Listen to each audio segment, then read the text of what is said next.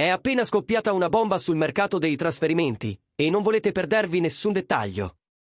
Ma prima lo sapete, vero? Lasciate un like. Iscrivetevi al canale e attivate le notifiche per rimanere aggiornati su tutte le novità del Napoli. Ora passiamo agli affari. La Juventus ha messo gli occhi su Victor Osimhen. L'attaccante del Napoli, attualmente in prestito al Galatasaray, resta l'obiettivo principale di Cristiano Giuntoli, che sta cercando di rinforzare il settore d'attacco della vecchia signora per la prossima stagione. La notizia è stata pubblicata da ilbianconero.com, confermando che il dirigente bianconero intende sfruttare il suo forte rapporto con il giocatore per cercare di convincerlo a trasferirsi a Torino. Nonostante l'interesse, la trattativa non sarà facile.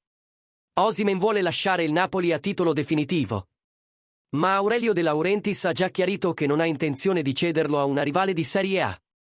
La clausola rescissoria dell'attaccante, valutata a 75 milioni di euro, vale solo per i club stranieri, il che potrebbe rendere difficile un eventuale trasferimento alla Juve.